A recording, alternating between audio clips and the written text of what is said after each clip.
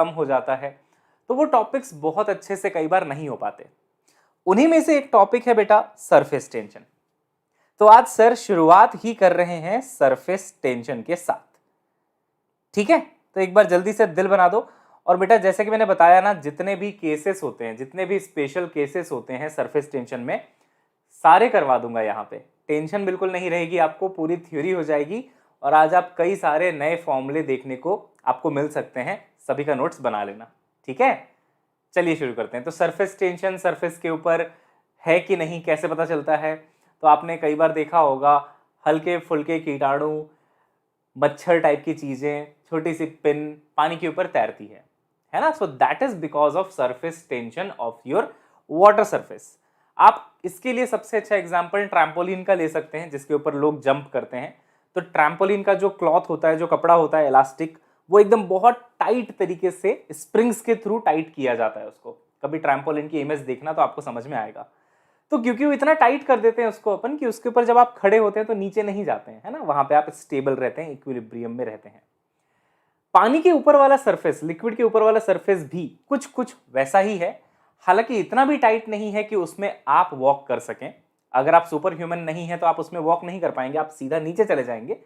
लेकिन बहुत हल्की फुल्की चीजें, हल्का सा मच्छर और ये हल्की सी पिन, ये सब फ्लोट कर पाए, इतना वहां पे सरफेस टेंशन होता है, ठीक है? तो वो सरफेस थोड़ा सा टाइट होता है, खिंचा हुआ होता है। उस सरफेस में थोड़ा सा खिंचाव होता है, जस्ट लाइक योर ट्रैम्पोलिन। या फिर एक टाइट सा कपड़ा ले लो, उसके ऊपर कुछ रख दो तो स्टेबल हो सकता है थोड़ी देर के लिए, वैसा कुछ। तो सरफेस टेंशन को समझने के लिए किसी भी सरफेस पे एक लाइन ऐसे ड्रॉ करी जाती है। कोई एक इमेजिनरी लाइन आपको सोचना है कि हमने एक लाइन यहां पे इमेजिन करी। सरफेस टेंशन का फोर्स उस लाइन के परपेंडिकुलर या फिर सरफेस के टेंजेंशियल लगता है। तो सरफेस के परपेंडिकुलर ले लो या टेंजेंशियल कह लो, along the surface perpendicular to the line. देख लीजिए भाई, along the surface perpendicular to the line, ये फोर्स लग रहा है इस लाइन पे। सरफेस टेंशन की डेफिनेशन है कितना फोर्स यहां पे लगा, total force divided by length. तो अगर आप यहां पे सरफेस टेंशन को डिफाइन करेंगे तो कैसे डिफाइन करेंगे? जो भी फोर्स उस लाइन पे लग रहा है डिवाइडेड बाय इट्स लेंथ। बस ये इतना सा सिंपल सी बात है बेटा। न्यूटन पर मीटर इसकी डेफिनेशन मतलब यूनिट होती है। एक बार बता दो, क्लैरिटी है? क्या बोला सर ने? बिल्कुल क्लियर, समझ में आ गया एकदम। छोटी सी बात है, एक इमेजिनरी लाइन लेनी है, परपेंडिकुलर डायरेक्शन में फोर्स लगेगा, force upon length, surface tension हो जाता है। इसको थोड़ा एक अलग तरीके से सोचते हैं। अगर मुझे टोटल फोर्स निकालना है कि टोटल फोर्स कितना लगा यहां पे, तो वो कैसे निकलेगा सर? वो निकलेगा T इंटू एल करके। हालांकि आपको दिखाने के लिए तो सिर्फ एक ही जगह पे फोर्स लगाया गया है। देखो, रिप्रेजेंट करने के लिए एरो सिर्फ एक जगह बनाया गया है, फोर्स का वेक्टर। लेकिन क्या ये फोर्स हर जगह लग रहा है? जी हाँ, बिल्कुल, वो हर जगह लग रहा है। तो जब आप फोर्स बराबर T इंटू लेंथ करते हैं ना बेटा, तो ऐसा नहीं है कि किसी एक पॉइंट का फोर्स आता है, पूरे अलोंग द लेंथ का एवरेज फोर्स या फिर टोटल फोर्स आ जाता है। ये समझना जरूरी है, क्योंकि कई बच्चे सोचते हैं सर यहाँ तो ढेर सारे फोर्सेस लग रहे हैं, देखो ये भी है, ये भी है, ये भी है, ये भी है, ये भी है, ये भी है, 7-8 फोर्सेस हैं सर। तो 7F होगा क्या? 8F होगा क्या? टोटल फोर्स है वो वहां का, पूरे लाइन में जितना फोर्स लग रहा है वो है surface tension multiplied by length, ठीक है? अब देखो इस पे सवाल कैसे कैसे आते हैं और कैसे कैसे हमको सॉल्व करना होता है वो देखते हैं। सबसे पहला केस होता है बेटा, एक निडल रखी हुई है किसी वाटर सरफेस के ऊपर और ये निडल बैलेंस्ड है। तो बैलेंस कैसे हुआ होगा निडल? भाई ग्रेविटी माता तो इसको निगल जाना चाहती हैं, पाताल लोक में लेके जाना चाहती हैं इसको कि चलो मेरे साथ, है ना, वेट है तुम्हारा तो मैं तुमको नीचे लेके जाऊंगी। लेकिन फिर भी ये निडल वहां पे फ्लोट कर रही है, या फिर वो जो छोटा सा मॉस्किटो है वो वहां पे फ्लोट कर रहा है। तो कैसे? इसको थोड़ा समझते हैं कैसे हो रहा है ये। तो एक्चुअली जब भी निडल वाटर के ऊपर होता है, छोटा सा डिप्रेशन बन जाता है। आप देख रहे हैं डिप्रेशन, यहाँ पे देखिए, यहाँ पे दिखाई देगा आपको, छोटा सा एक डिप्रेशन दिखाई दे रहा है। और मैंने क्या बोला, सरफेस टेंशन का जो फोर्स है वो टेंजेंट टू द सरफेस लगता है, टेंजेंशियल टू द सरफेस। अब बेटा देखो, सरफेस तो ऐसा बन चुका है, इस पे अगर आप टेंजेंट डालोगे तो यही वाली डायरेक्शन आएगी क्या? हाँ, तो यहां पे फोर्स लगेगा। इस पे अगर आप ऐसे टेंजेंट डालोगे तो इधर फोर्स लगेगा, राइट एवरीवन? तो ये टेंजेंट डाला गया, यहां पे एक टेंजेंट डाला गया, इधर एक फोर्स आया, इधर फोर्स आया। अब आप सोचते हैं सर यहाँ पे एक फोर्स है, यहाँ पे एक फोर्स है। सर दो फोर्सेस हैं। अगर मैं आपको 3D में इमेजिन कराऊं ना तो आप अंदर से थोड़ा हिल जाएंगे कि नहीं नहीं दो तो नहीं है, बहुत सारे हैं। देखो हर जगह कांटेक्ट हो रहा है ऐसे, तो यहाँ पे एक फोर्स, यहाँ पे एक फोर्स, यहाँ पे एक फोर्स, यहाँ पे एक फोर्स, यहाँ पे। ओ माय गॉड, इसी को जरा 2D में इमेजिन करो, सामने से फ्रंट व्यू देखो, तो यहाँ पे एक फोर्स और यहाँ पे एक फोर्स। सोचो, सोचना बहुत जरूरी बेटा, विजुअलाइजेशन इज सो इंपॉर्टेंट। तो मैं क्या कह रहा हूं, अगर सिर्फ मैं यहां से देखूं इसको सामने से तो एक गोल नजर आता है, यहां से एक फोर्स, यहां से एक फोर्स नजर आता है, लेकिन फोर्सेस तो अलोंग द लेंथ लग रहे हैं, सब तरफ लग रहे हैं। ऐसे डायग्राम बनेगा बेटा इसका, इतने सारे फोर्सेस हैं। तो यार 7F 8F ऐसे थोड़ी ना करेंगे आप। टोटल फोर्स निकालने के लिए surface tension multiplied by total length कर देंगे, है ना, है ना, है ना। और टोटल लेंथ बहुत इंपॉर्टेंट है यहाँ पे। मैं अगर आपको बताऊं टोटल लेंथ, तो ये बहुत इंपॉर्टेंट है यहाँ पे। अभी आपको थोड़ी देर में बात समझ में आएगी। पहले एक काम करते हैं बेटा, मान लेते हैं अपन कि ना ये वाला जो एंगल है ना, ये वाला एंगल देखो, ये जो एंगल है ना बेटा, मान लो ये थीटा है, ठीक है, समझ में आ रही है बात, थीटा एंगल समझ में आ रहा है आपको। तो ये फोर्स ऐसे लग रहा है थीटा एंगल पे, यहां से भी एंगल प्यारे बच्चों थीटा हो जाएगा। अगर मैं इन फोर्सेस के दो कंपोनेंट्स ले लूं, सब लोग ध्यान से सुनेंगे, मैं दो कंपोनेंट्स ले लेता हूं, तो एक कंपोनेंट बेटा इस तरफ आ जाएगा F cos थीटा, इसका भी आ जाएगा F cos थीटा। ऐसे ऐसे क्या दोनों एक दूसरे को कैंसिल कर रहे हैं? बिल्कुल कर रहे हैं। एक इधर आ रहा है, एक इधर आ रहा है, दोनों एक दूसरे को कैंसिल कर रहे हैं। तो पता है cos थीटा वाले कंपोनेंट्स हट जाते हैं, कैंसिल हो जाते हैं। तो बचते कौन से हैं सर? ऊपर वाले, ये वाले sin थीटा वाले। ऊपर वाले sin थीटा वाले होंगे ना, बिल्कुल वो बच जाते हैं। तो ये sin थीटा, ये भी sin थीटा, ये दोनों मिलके या फिर ये सारे के सारे फोर्सेस मिलके नीचे वाले वेट को बैलेंस करेंगे, नीचे वाले वेट को बैलेंस करेंगे। अच्छा सर, बहुत बढ़िया। अब जरा सोचना, क्या इस तरफ एक लेंथ L कांटेक्ट में है?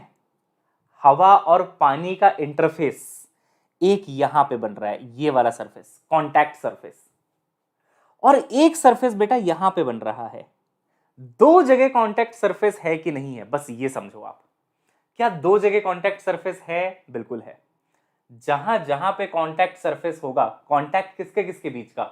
हवा और पानी का, हवा पानी निडल का। तो ये एक इंटरफेस बन रहा है बेटा, यहां पे एक इंटरफेस बन रहा है, एक इंटरफेस यहां पे बन रहा है। किसी एक इंटरफेस का फोर्स क्या होगा? F बराबर T इंटू एल। किसी एक तरफ का फोर्स क्या होगा बेटा? किसी एक तरफ का फोर्स होगा T इंटू एल। लेकिन इसका हम लोग साइन थीटा कॉम्पोनेंट ले रहे हैं क्या? हाँ सर, साइन थीटा कॉम्पोनेंट ले रहे हैं। क्यों साइन थीटा कॉम्पोनेंट ले रहे हैं? क्योंकि वो किसी एंगल पे लग रहा था, उसका मुझे ऊपर वाला लेना है। तो उस साइड के इंटरफेस का हो गया टी एल साइन थीटा, ऊपर वाला फोर्स। इधर भी तो एक इंटरफेस बन रहा है, इधर भी तो एक इंटरफेस बन रहा है, तो इधर भी टी एल साइन थीटा। तो जो टोटल फोर्स ऊपर लगेगा ना, वो हो जाएगा बेटा 2TL साइन थीटा। वो कितना हो जाएगा बच्चों? 2 टाइम्स TL साइन थीटा। इसको कौन बैलेंस करेगा? mg। तो ऊपर की तरफ लगने वाला फोर्स 2TL साइन थीटा, नीचे की तरफ लगने वाला फोर्स mg। यहां से आपको आंसर मिल जाता है। सरफेस टेंशन पूछ लें, लेंथ पूछ लें, थीटा पूछ लें, जो पूछ लें, वेट पूछ लें, आप निकाल लोगे। सबसे ज्यादा समझने वाली बात यह है कि जितने इंटरफेसेस बनेंगे, इंटरफेस की डेफिनेशन क्या है? जहां पे भी हवा और पानी कांटेक्ट में आ रहा है, और निडल भी, तीनों चीजें है ना, निडल, हवा और पानी जहां पे कांटेक्ट में आ रहे हैं, वहां पे एक इंटरफेस बनेगा। अगर मैं एक डायग्राम बनाऊं आपको, ये निडल हो गई है ना, ये देखो ब्लू है, पानी पानी बना लेते हैं, मस्त समझ में आ जाएगा, टेंशन मत लो। और यहाँ पे आपकी एयर हो गई। तो देखो यहां पे आप कह सकते हैं कि एयर, निडल और पानी कांटेक्ट में आया तो एक इंटरफेस यहां पे। दूसरी तरफ भी ऐसा ही हो रहा है, एयर, पानी और निडल कांटेक्ट में आया तो एक इंटरफेस यहां पे। जितने इंटरफेसेस बनेंगे उसकी टोटल चीज हमें कंसीडर करनी पड़ेगी। इसका एक एक्सप्लेनेशन ऐसा भी है कि भाई लेंथ को आप 2L कर लो, एक एक्सप्लेनेशन ऐसा भी है। या फिर जितने इंटरफेस उतने बार फोर्स लगेगा, तो यहां पे एक फोर्स और यहां पे एक फोर्स, तो डबल हो जाएगा। तो ये इसका फॉर्मूला है बच्चों। वैसे रिकमेंडेड ये है कि ये फॉर्मूला याद रखो, खत्म हो जाती है बात। डाउट क्लियर है एकदम?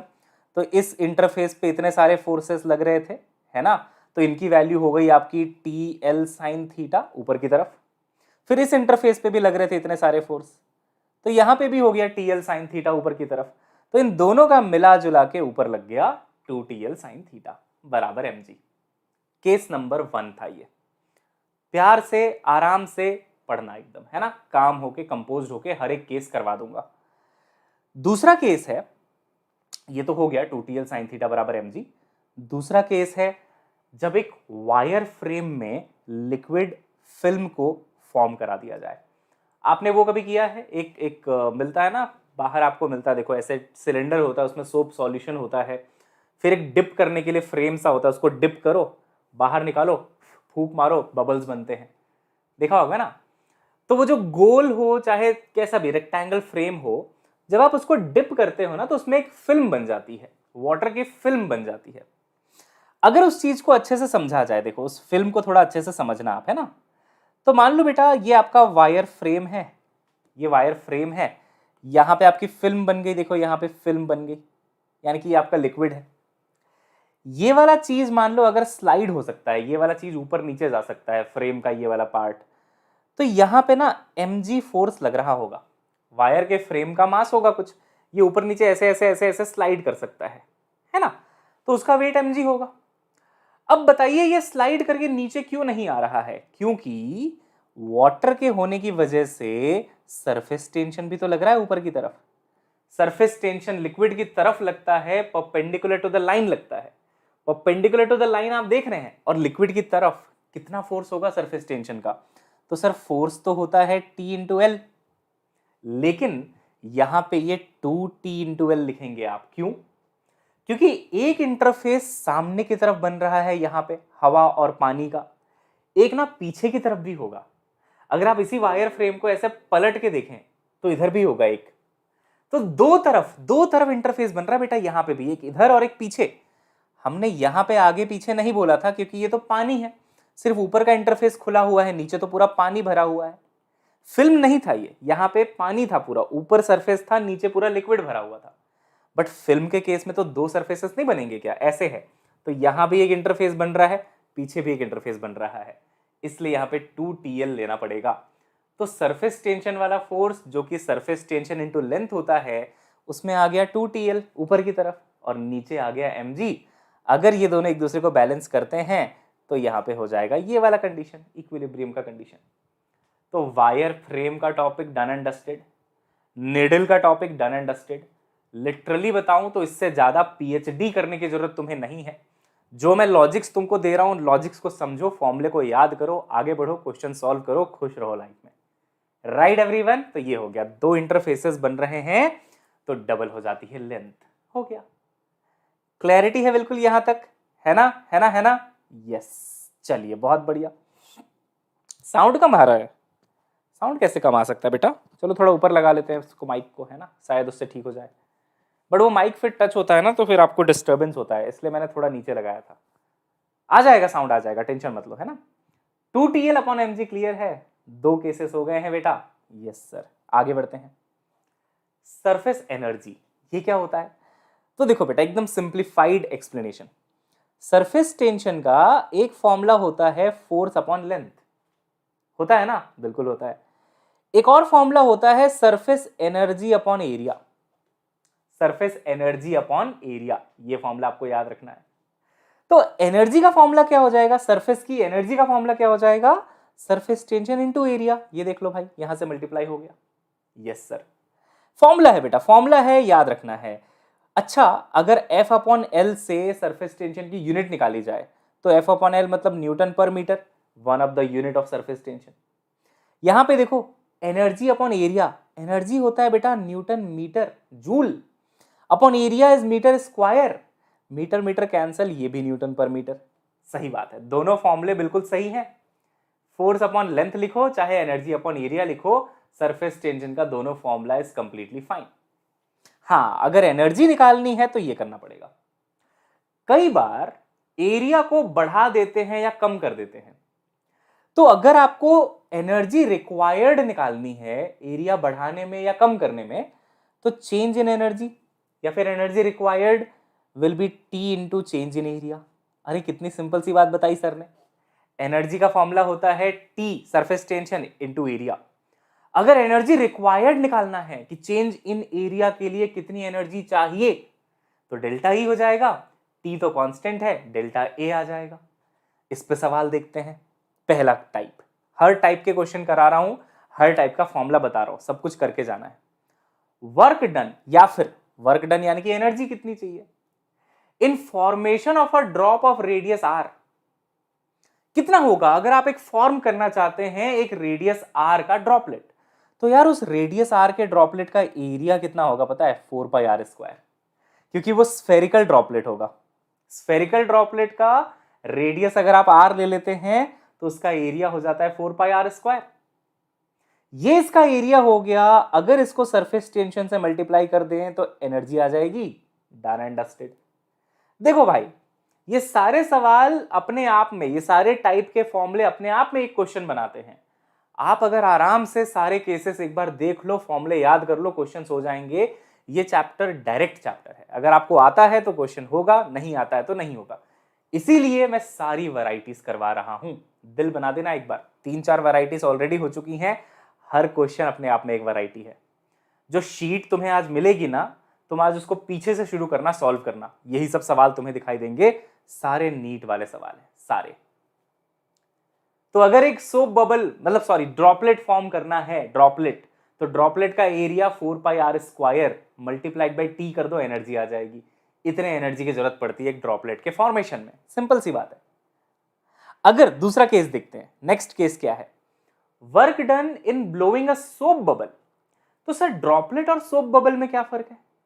ड्रॉपलेट में ना सिर्फ एक ही इंटरफेस बन रहा है बेटा, अंदर पूरा पानी है, अंदर पूरा पानी है। ड्रॉपलेट सिर्फ बाहर से ही हवा के कांटेक्ट में है। ड्रॉपलेट जो है वो सिर्फ एक्सटर्नल सरफेस में ही हवा के, एयर के कांटेक्ट में है। लेकिन अगर मैं बबल की बात करूं तो बबल तो अंदर से खोखला होता है। तो पानी तो सिर्फ इस सरफेस पे यहां पे पाया जाएगा, इतने थिकनेस में, है ना बेटा। ये ड्रॉपलेट हो गया, अंदर भी एयर है, बाहर भी एयर है, अंदर भी एयर है, बाहर भी एयर है। अगर इसका mean radius, average radius R मान लिया जाए तो कितने सरफेसेस कांटेक्ट में हैं? 2, एक अंदर वाला और एक बाहर वाला। तो इसीलिए एरिया के साथ 2 और मल्टीप्लाई करना पड़ता है। ये सारे क्वेश्चंस आए हुए हैं, क्वेश्चन के फॉर्म में आया हुआ है। सर आपको सारा फॉर्मूला के फॉर्म में पहले ही करवा दे रहे हैं, सारे स्पेशल केसेस अभी ही सॉल्व करवा दे रहे हैं, ताकि जब आपको क्वेश्चन देखने को मिले आपको तुरंत फील आ जाए कि हाँ सर ने ड्रॉपलेट का एनर्जी अलग से करवाया था, बबल का एनर्जी अलग से करवाया था। ड्रॉपलेट वाले में एरिया 4πr² लेते हैं, इंटू टी कर देते हैं, एनर्जी आ जाती है।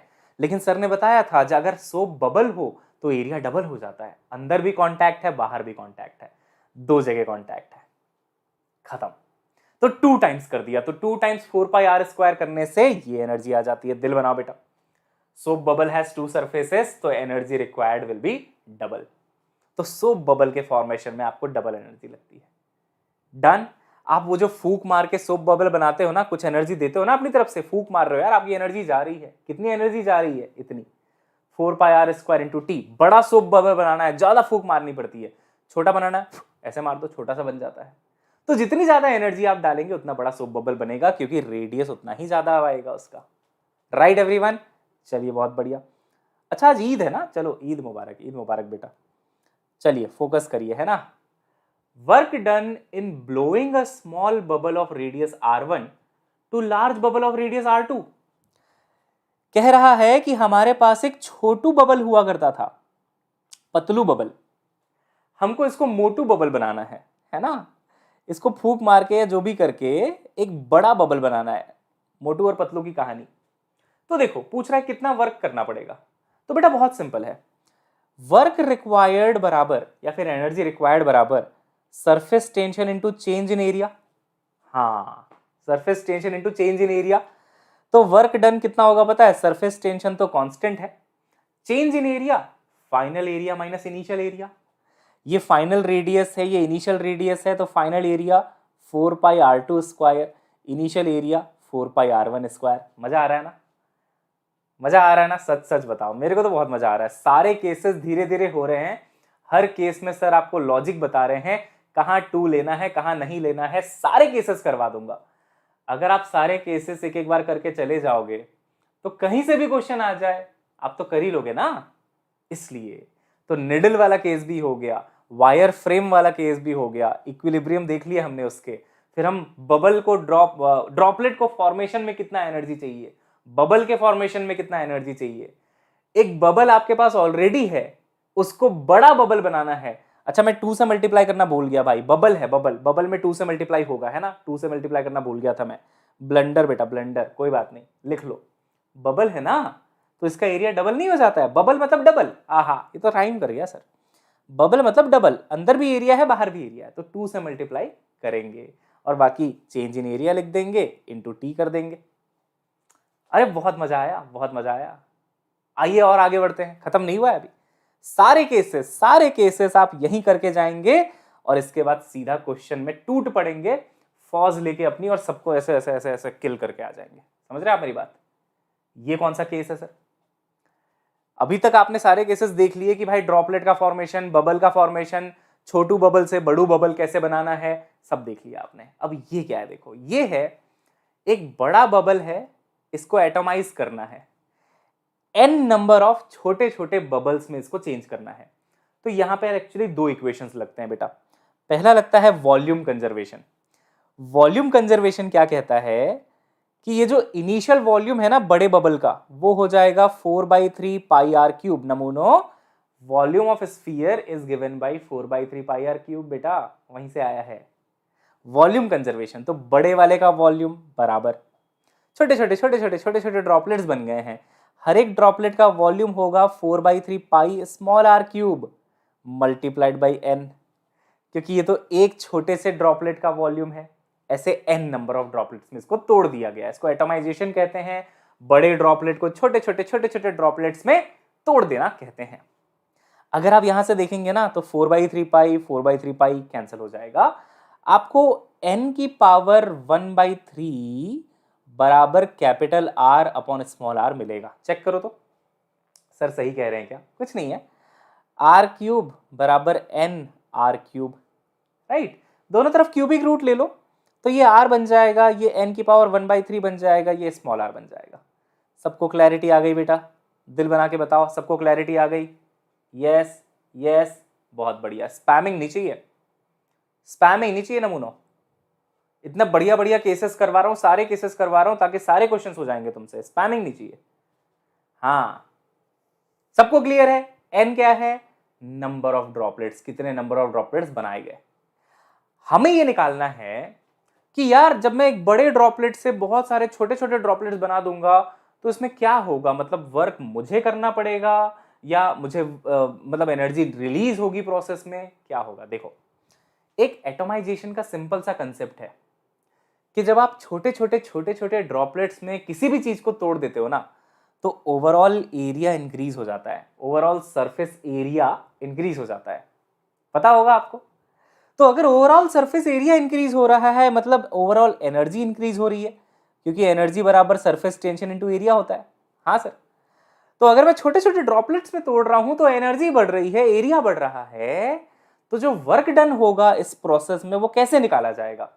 ठीक वैसे ही निकाला जाएगा जैसे अभी तक निकाला गया है, surface tension multiplied by change in area, surface tension multiplied by change in area. पूरा डेरिवेशन आपके लिए इंपॉर्टेंट नहीं है, फॉर्मूला ज्यादा इंपॉर्टेंट है। तो यहां पे जो एनर्जी की रिक्वायरमेंट होती है ना, ऐसे निकालते हो आप, फाइनल एरिया लिख लोगे n इंटू 4πr²। यार छोटे छोटे ड्रॉपलेट का एरिया 4πr²। भाई साहब सीरी सो जाओ बेटा, सो जाओ, सीरी एक्टिवेट हो गया, देख रहे हो बेटा, रोज का है इसका, कुछ भी बोलो सीरी एक्टिवेट हो जाता है, पता नहीं क्यों। Sir why all the planets are round and droplets become round? Droplets round बन जाते हैं because of surface tension, they try to reduce their energy. तो अगर वो राउंड रहेंगे तो सबसे कम एनर्जी रहेगी, ठीक है बच्चों। यहाँ पे चेंज इन एरिया करेंगे ना, final area minus initial area, area का फॉर्मूला 4πr²। इसको थोड़ा सा सॉल्व करना पड़ता है, कुछ कुछ चीजें कॉमन लेनी पड़ती हैं। मैं आपको डायरेक्ट फॉर्मूला बता रहा हूं, याद कर लोगे? चैलेंज एक्सेप्ट करते हो? कर लोगे याद? पहला तो भैया वॉल्यूम कंजर्वेशन से आ गया, दूसरा जब आप इन एरियाज को सब्ट्रैक्ट करते हो तो वर्क डन का फॉर्मूला ये वाला आ जाता है। अब जो बच्चा सिंसियर है वो इसको याद करके जाएगा, 4 pi capital r square into t n की पावर 1/3 माइनस 1। मुझे पता है बहुत सारे बच्चों को ये याद भी होगा, लेकिन जिन बच्चों को याद नहीं है उनके लिए कह रहा हूं बेटा, लाइफ इजी हो जाएगी अगर आप इसको याद कर लेंगे। तो अगर एक बड़ा ड्रॉपलेट है कैपिटल आर रेडियस का, उसको मान लो आपको 1000 छोटे छोटे ड्रॉपलेट्स में तोड़ना है, 1000 छोटे छोटे ड्रॉपलेट्स में तोड़ना है, जिनका रेडियस आपको नहीं पता है, छोटे वाले का रेडियस आपको नहीं पता है, लेकिन आपको निकालना है कितना वर्क हुआ। तो फॉर्मूला लगाओ 4 पाई कैपिटल आर स्क्वायर, ये तो गिवन होगा, बड़े वाले का रेडियस तो गिवन होगा, सरफेस टेंशन गिवन होगा, एन कितने ड्रॉपलेट्स में तोड़ना है ये गिवन होगा, तो एन की जगह 1000 रख देना, 1000 की पावर 1/3 रख देना, 10 आ जाएगा, -1, वर्क डन आ गया। दिल बनाओ बेटा, दिल बनाओ।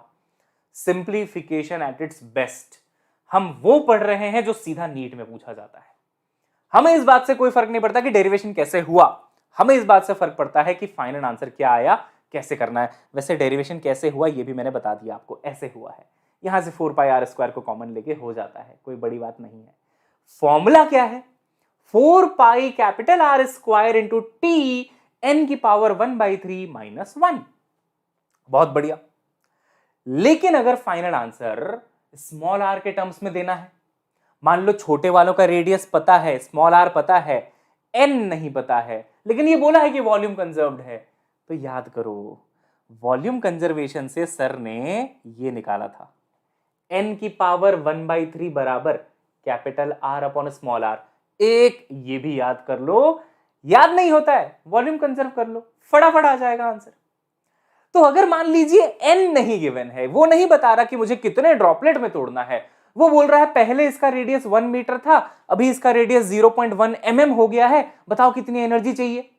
तो पहला रेडियस गिवन है, दूसरा रेडियस गिवन है, एन तो गिवन है ही नहीं, तो यार एन निकाल के कर क्या फायदा है। उससे अच्छा तो एन की पावर 1/3 को आर अपॉन स्मॉल आर से रिप्लेस कर दो। तो ये जो एन की पावर 1/3 है ना इस फॉर्मूले में, उसको चुपचाप r capital r upon small r लिख दीजिए, एक और फॉर्मूला बन जाता है जो कि ये है। करके देख लेना, सेम चीज आएगी बेटा। 4 पाई आर स्क्वायर टी था ना, एन की पावर 1/3 को capital r by small r लिखोगे ना, और यहाँ पे -1 करोगे, कैपिटल आर को बाहर ले लेना, तो ये 4 पाई आर क्यूब बन जाएगा, यहाँ पे टी आ जाएगा, कैपिटल आर बाहर जा चुका है तो ये 1 अपॉन आर, और यहाँ पे -1 upon capital are. Done and dusted, done and dusted बेटा। बहुत सारे छोटे से बड़ा बनाना हो तो भी यही फॉर्मूला है नमूनो। कोई बोल रहा है सर बड़े से छोटा तो बन गया, छोटे से बड़ा कैसे बनेगा, फॉर्मूला तो सेम ही रहेगा भाई, एनर्जी की रिक्वायरमेंट तो सेम ही रहेगी। हाँ ये है कि एक में एनर्जी डालनी पड़ेगी, लेकिन अगर आप छोटे से बड़ा बनाएंगे तो एनर्जी रिलीज होगी उस प्रोसेस में। बाइंडिंग एनर्जी पढ़ा है न्यूक्लियर फिजिक्स में, बस वैसा कंसेप्ट है। बड़े से छोटा बनाना है तो एनर्जी डालनी पड़ती है। एक अच्छा एग्जांपल देता हूं, जब आप स्प्रे करते हैं, ऐसा डिओड्रेंट लगाते हैं, फुस फुस फुस फुस, तो सब स्प्रे होकर निकलता है ना छोटे छोटे पार्टिकल्स।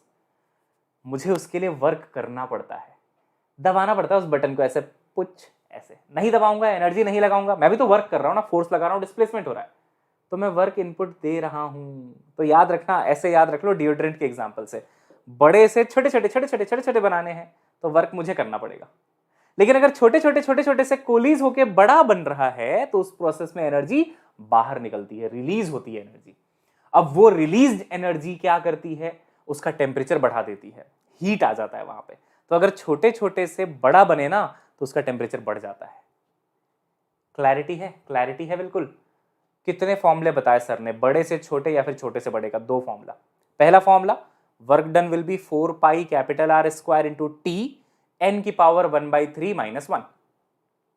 लेकिन अगर एन गिवन नहीं है, बड़े वाले का रेडियस और छोटों का रेडियस गिवन है, एन की कोई बात ही नहीं चल रही, तो वॉल्यूम कंजर्वेशन तो होना ही है।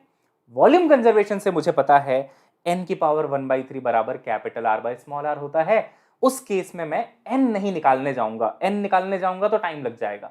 मैं चुपचाप एन की पावर 1/3 को आर अपॉन आर से रिप्लेस कर दूंगा इस फॉर्मूले में, तो ये आ जाएगा। क्लैरिटी का लेवल अलग। सर यहाँ पे सरफेस टेंशन ऐसे पढ़ा रहे हैं कि आपने आज तक ऐसे पढ़ा ही नहीं है। हर एक केस सर अलग से डिस्कस कर रहे हैं, हर एक केस का फॉर्मूला कैसे आया बता दिया है। याद करना है, आगे बढ़ना है। जो बच्चा फॉर्मूला याद करेगा उसका हो जाएगा काम। अच्छा सर, अभी अभी आप कह रहे थे कि छोटे छोटे छोटे छोटे छोटे छोटे ड्रॉपलेट्स मिल के अगर बड़ा ड्रॉपलेट बनाते हैं तो उस प्रोसेस में एनर्जी निकलती है। वो जो एनर्जी निकलती है वो उस बड़े ड्रॉपलेट का टेम्परेचर कम कर सकती है। टेम्परेचर में चेंज आ सकता है। कितना टेम्परेचर में चेंज आया ये भी पूछ सकते हैं। बताता हूं कैसे निकलेगा, डोंट वरी। और अगर आपने अभी अभी रिसेंट वाला 45 प्लस एमसीक्यूज का क्वेश्चन किया था तो मैंने आपको बोला था ये फॉर्मूला याद कर लो, कितना टेम्परेचर में चेंज आया इससे निकल जाता है। देखो कैसे निकलता है। जो एनर्जी निकली इस प्रोसेस में, क्या वो ये वाली एनर्जी है बेटा? 4 पाई लिख लो यहाँ पे, 4 pi are cube T 1 upon small R minus 1 upon capital R. इतनी एनर्जी निकली है। ये एनर्जी किसी वाटर ड्रॉपलेट का कितना बढ़ा देगी टेम्परेचर? तो स्पेसिफिक हीट वाला फॉर्मूला, सेंसिबल हीट वाला फॉर्मूला, कितना टेम्परेचर बढ़ा देगी? M s delta theta, where what is delta theta? Change in temperature. खत्म। इन दोनों को इक्वेट करना है, चेंज इन टेम्परेचर निकालना है। एक और चीज लिखा होता है यहां पे जनरली, जे क्या है पता है? जनरली ये स्पेसिफिक हीट कैलोरी में गिवन होती है, लेकिन आपको इसको जूल में कन्वर्ट करना पड़ेगा। तो J इज इक्वल टू 4.2, जो कि काम आता है जूल में कन्वर्ट करने के लिए, इसलिए यहां पे J लिख देते हैं। क्योंकि देखो ये वाली चीज तो जूल में आएगी ना, ये तो कैलोरी में आएगी नहीं, तो जूल है। सरफेस टेंशन, न्यूटन पर मीटर, ये सब जूल में आएगा। तो ये तो जनरली कैलोरी में होता है। कैलोरी को जूल में कन्वर्ट करने के लिए J से मल्टीप्लाई करते हैं, where J is equal to 4.2। तो अगर इन दोनों को इक्वेट किया जाए, देख ले हो, J M S delta theta बराबर दिस, तो फॉर्मूला निकल के जो आता है ना वो ये है। अगर आपको याद है 45 प्लस एमसीक्यूज में ये क्वेश्चन था और मैंने बोला था कि इसको याद रखना है, काम हो जाएगा।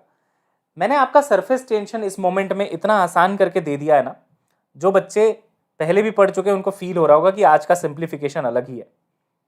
आज का सिंप्लीफिकेशन अलग ही है, सर ने सारे केसेस करवा दिए। अब मेरे को बस इतना करना है कि सारे फॉर्मूले याद करके चले जाना है और मैं सारे क्वेश्चन कर पाऊंगा, सिंपल। तो 3t upon J rho S 1 upon R minus 1 upon capital R. Rho कहां से आ गया? Rho is the density. तो यहां पे ऊपर देखो वॉल्यूम था, नीचे मास था, मास अपॉन वॉल्यूम डेंसिटी होता है, तो नीचे डेंसिटी आ गया। आपको याद करना है, दिल बनाओ।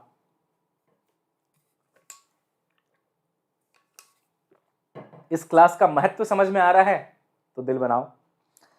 सर ने सारे केसेस करवा दिए, एक बार फटाफट रिवीजन। सरफेस टेंशन का definition, surface tension is force upon length. Force निकालने के लिए surface tension into length. Needle वाला केस जिससे आप कई बार डरते हैं, फोर्स क्योंकि एक एंगल पे लग रहा है तो दो कंपोनेंट्स, कॉस वाला, साइन वाला। हमने देखा इसका कॉस वाला, इसका कॉस वाला, दोनों कैंसिल हो जाएंगे, बचेंगे साइन साइन वाले। तो एक इंटरफेस इस तरफ बन रहा था एल लेंथ का, है ना, ये रहा एक इंटरफेस इस तरफ, एक इंटरफेस इस तरफ। दो इंटरफेस हैं तो दो जगह फोर्स लग रहा है, तो इधर से भी टी एल साइन थीटा, इधर से भी टी एल साइन थीटा, तो 2 TL साइन थीटा, क्योंकि दो इंटरफेसेस थे। तो 2 TL साइन थीटा बराबर mg, डन एंड डस्टेड। फिर हमने देखा फ्रेम वाला केस। फ्रेम में हालांकि लेंथ तो यहां से यहां तक की एल है, लेंथ तो इसका एल है बस, लेकिन इधर भी इंटरफेस उधर भी इंटरफेस, तो 2 TL बराबर mg। Simplification at its best. Surface energy का फॉर्मूला, सरफेस एनर्जी बराबर सरफेस टेंशन इंटू एरिया। एक ड्रॉपलेट को फॉर्म करना है तो surface tension into area 4πr²। Bubble का फॉर्मेशन करना है तो बबल में एरिया डबल हो जाता है, बबल में डबल राइम करता है, 2 इंटू 4πr², तो 8πr² इंटू टी। अगर मान लीजिए एक बबल R1 रेडियस का है, हमें उसको बड़ा करके R2 बनाना है, मोटू से पतलू, मतलब सॉरी पतलू से मोटू बनाना है, तो चेंज इन एरिया निकाल लो, मल्टीप्लाइड बाय सरफेस टेंशन कर दो। 2 से मल्टीप्लाई करना मत भूलना क्योंकि ये बबल है, बबल में डबल। साथ ही साथ हमने बता दिया आपको बड़े ड्रॉपलेट से छोटा ड्रॉपलेट कैसे बनाएं। वॉल्यूम कंजर्वेशन होगा, पहला इक्वेशन ये हो गया। दूसरा इक्वेशन वर्क डन का ये वाला हो गया n के टर्म्स में, लेकिन अगर n गिवन नहीं है, इनिशियल रेडियस और छोटा रेडियस गिवन है, तो ये फॉर्मूला हो गया, खत्म। उसके बाद मैंने बता दिया कि अगर छोटे से बड़ा बनता है तो एनर्जी रिलीज होती है, उससे टेम्परेचर बढ़ सकता है। टेम्परेचर कितना बढ़ेगा? तो ms डेल्टा थीटा बराबर ये जो एनर्जी निकली थी, उन दोनों को इक्वेट किया, ये फॉर्मूला आ गया, डन एंड डस्टेड। दिल ही दिल बना दो बेटा, दिल ही दिल बना दो। मजा आ गया ना? यस। चलो आगे बढ़ते हैं। Excess pressure of a droplet, है ना। एक्सेस प्रेशर का मतलब क्या होता है बच्चों? अगर आपके पास एक ड्रॉपलेट है तो ऐसा पाया गया कि इसके अंदर का प्रेशर बाहर के एटमॉस्फेरिक प्रेशर से ज्यादा होता है। P inside is more than P outside. ऐसा भी बोला जाता है कि देखो यहां पे ये कॉनकेव सरफेस है, कॉनकेव, कॉनकेव मतलब समझते हैं ना, गुफा जैसा, गड्ढे के जैसा, ऐसा कॉनकेव। बाहर वाला सरफेस है बेटा कॉन्वेक्स। तो जब भी कोई बबल या ड्रॉपलेट फॉर्म होता है तो हम बोलते हैं P concave is always greater than P convex. अंदर का, इसीलिए बोला गया अंदर का प्रेशर ज्यादा है, कॉनकेव वाला प्रेशर ज्यादा है कॉन्वेक्स वाले से। अगर डिफरेंस निकाला जाए P internal minus P outside वाला, तो 2T by radius is the formula. Formula done है, आगे बढ़ते हैं। अगर यही चीज बबल हो गई तो वही लॉजिक बबल में डबल, यहां पे एक्चुअली डबल हो जाता है इसका total length. Surface tension double नहीं होता, लेंथ डबल हो जाता है ना, अंदर भी 2πr फिर एक और 2πr, तो इसीलिए यहां पे P internal minus P external 4T/r आ जाता है। तो आप अगर ऐसे याद रखोगे ना, बबल में डबल, तो आप आसानी से कर लेंगे। तो ड्रॉपलेट में 2T/r, बबल में 4T/r। Getting my point? 4T/r। बहुत बढ़िया, बहुत बढ़िया। सरफेस टेंशन का फॉर्मूला, सरफेस टेंशन का फॉर्मूला तो हो गया। ये है angle of contact. Angle of contact दो टाइप के होते हैं। एक ऐसा एंगल ऑफ कांटेक्ट जो सरफेस को वेट नहीं करता है। सुबह सुबह आप अगर जाएंगे तो ओस की बूंदें अगर पत्तों में पड़ी हुई हैं, पत्तों में पड़ी हुई ओस की बूंदें ऐसे दिखाई देती हैं, वो पत्ते को वेट नहीं करती, आराम से ऐसे बैठे रहती हैं। फिर लोगों का कैमरामैन वाला एटीट्यूड ट्रिगर हो जाता है, तो लोग DSLR लेके ऐसे ओहो फोटो खींचने लग जाते हैं, देखा होगा आपने। तो इस सिचुएशन में अगर ड्रॉपलेट ऊपर जाके ऐसे बैठी हुई है, फैल नहीं रही है, तो हम बोलते हैं कि इसमें ना कोहेशन ज्यादा है, एडहेशन कम है। कोहेशन का मतलब समझते हो ना, पार्टिकल्स के अपने मॉलिक्यूल्स के बीच का फोर्स, कोहेशन। तो cohesion is more than adhesion. Adhesion मतलब पत्ती के साथ चिपकना नहीं चाहती वो, एडहेशन मतलब दूसरे बॉडी के साथ जो फोर्स है। तो एडहेशन मतलब दो चीजें, एडहेसिव ऐसे भी समझ सकते हो। एडहेसिव क्या करता है, एक चीज को दूसरी चीज से चिपकाने का काम करता है। तो एडहेसिव फोर्स मतलब इस चीज और इस चीज के बीच का फोर्स, वो बहुत कम है। तो बूंद कह रही है कि नहीं, हमारा तो कोहेशन ज्यादा है, हम आपस में ही रहेंगे। इसको हम लोग इंट्रोवर्ट भी बोलते हैं, है ना। मतलब आप, ये इंट्रोवर्ट कोई टेक्निकल वर्ड नहीं है, मैं बता रहा हूँ। इंट्रोवर्ट लोग ऐसे होते हैं कि इनको दूसरे से घुलना मिलना इतना पसंद नहीं होता, अपने आप में ऐसे रहते हैं। ऐसे केसेस में angle of contact greater than 90 degree होता है। इसको हम ऑब्ट्यूज एंगल भी बोलते हैं। आपको दिख रहा होगा angle of contact. Angle of contact निकालने के लिए सरफेस पे एक टेंजेंट डालो, यहां से निकाल लो। देख रहे हो, ग्रेटर देन 90 डिग्री। कोहेशन ज्यादा है एडहेशन से।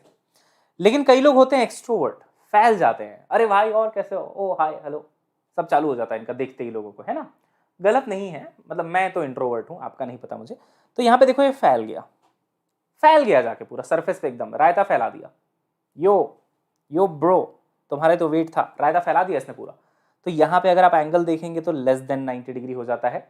इसको हम बोलते हैं एक्यूट एंगल, उसको ऑब्ट्यूज बोलते थे, इसको एक्यूट बोलते हैं। और यहां पे एडहेशन ज्यादा है कोहेशन से, तो फैल जाता है, ये रायता फैला देता है पूरा, है ना।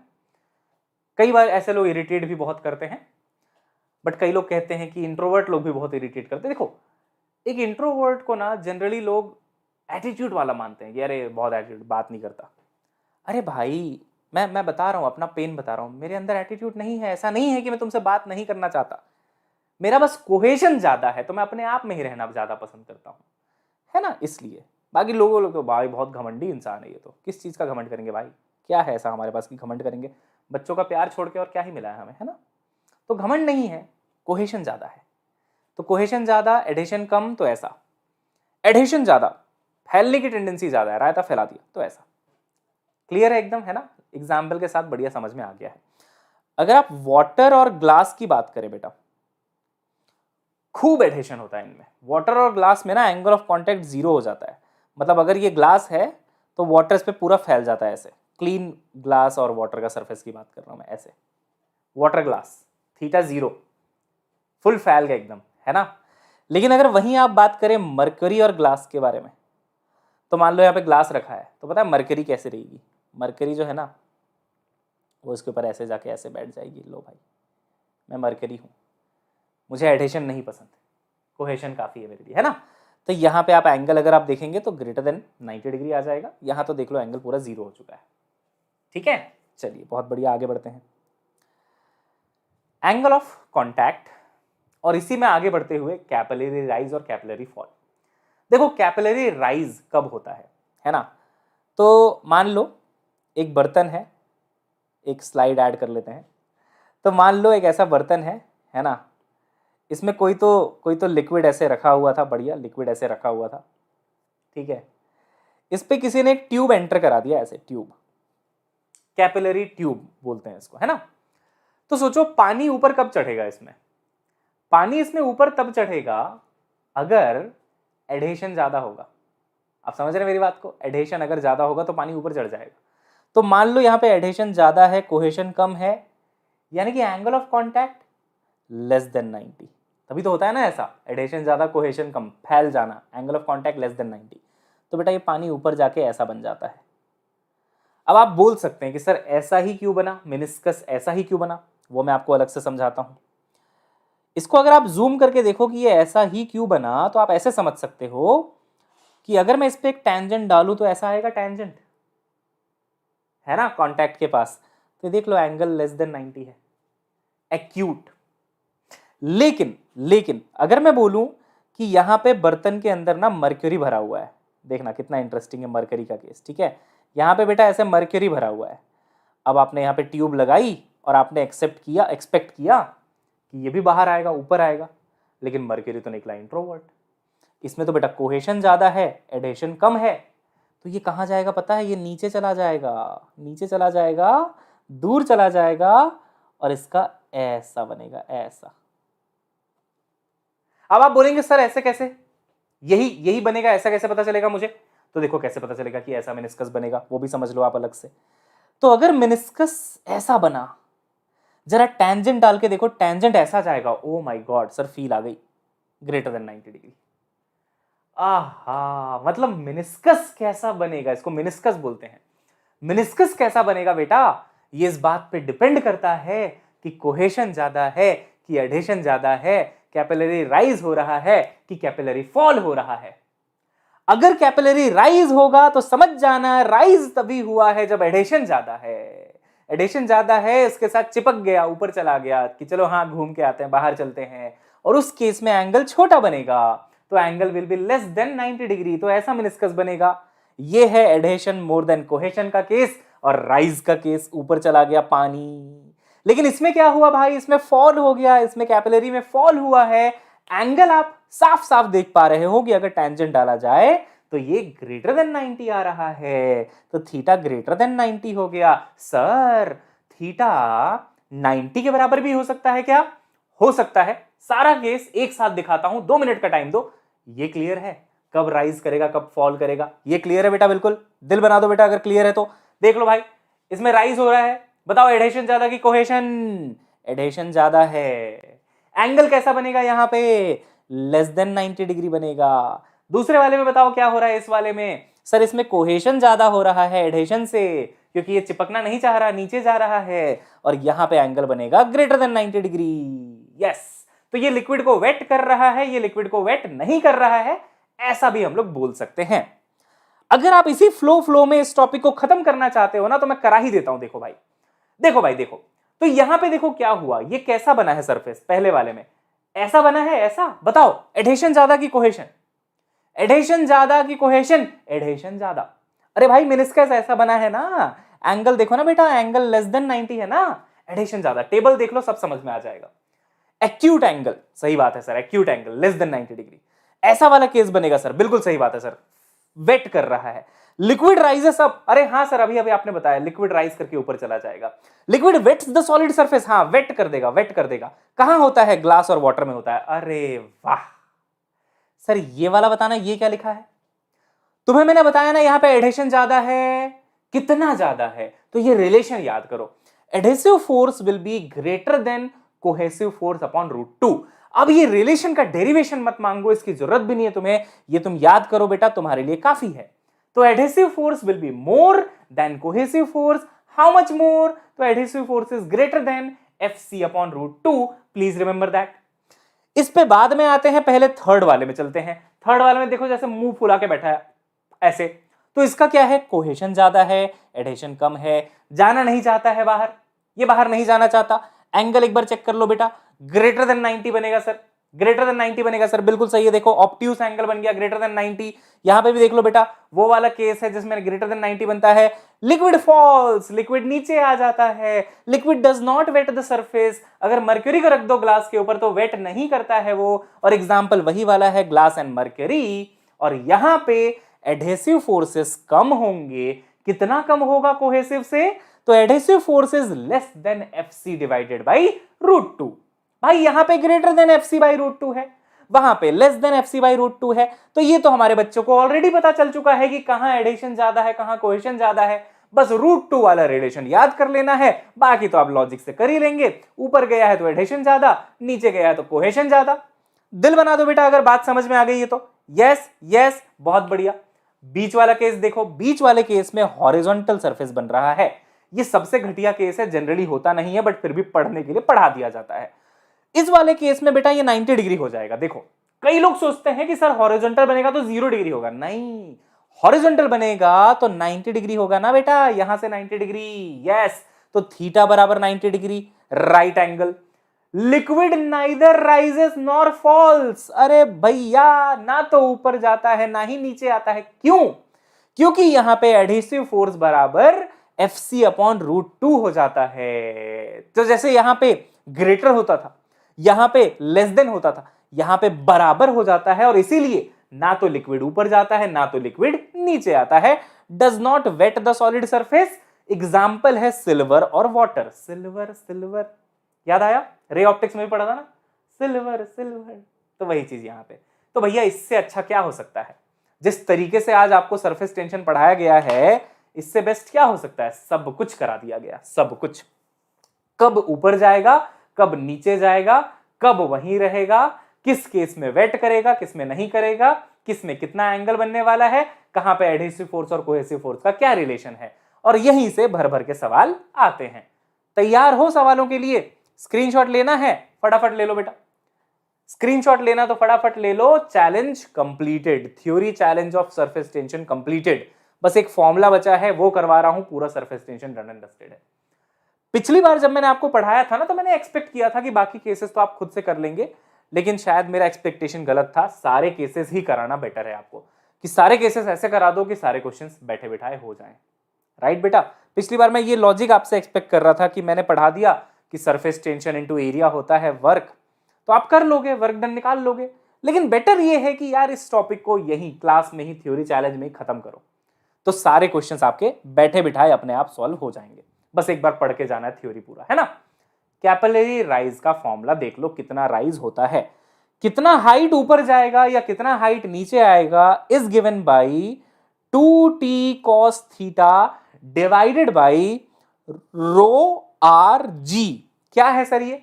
t क्या है सर? सरफेस टेंशन है। थीटा क्या है? एंगल ऑफ कॉन्टैक्ट है। रो क्या है? डेंसिटी ऑफ लिक्विड है।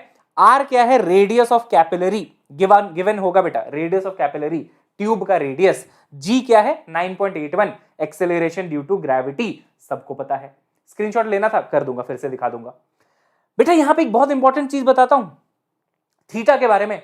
सोचो अगर फॉल हो रहा है, नीचे जा रहा है, तो थीटा ग्रेटर देन 90 होता है क्या? हाँ। और थीटा अगर ग्रेटर देन 90 है ना बच्चे, तो कॉस थीटा हमेशा नेगेटिव आता है, क्योंकि वो सेकंड क्वाड्रेंट में चला गया, तो कॉस थीटा वहां पे नेगेटिव होता है। अगर यहां पे थीटा की वैल्यू 90 से ज्यादा रखी जाए तो अपने आप आंसर नेगेटिव आएगा, क्योंकि कॉस ग्रेटर देन 90 के लिए नेगेटिव होता है। और नेगेटिव आने का मतलब क्या है? फॉल, कैपिलरी फॉल, नीचे जा रही है height. Getting my point? 90 degree रख दोगे तो क्या हो जाएगा? cos 90 की वैल्यू कितनी होती है बेटा? 0। cos 90 की वैल्यू 0, यानी कि नाइदर फॉल नॉर राइज दिया हुआ है यहां पे, देख लो भाई 90 degree, neither fall nor rise. अरे सर पहले थ्योरी पढ़ाया आपने, फिर फॉर्मूले से भी वही चीज प्रूव करके दे रहे हो, मतलब ये है फिजिक्स की फील।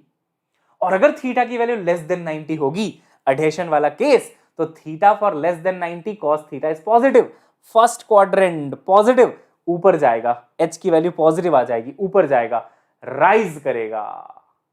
ऐसे रिलेट करके पढ़ने का मजा ही कुछ और है।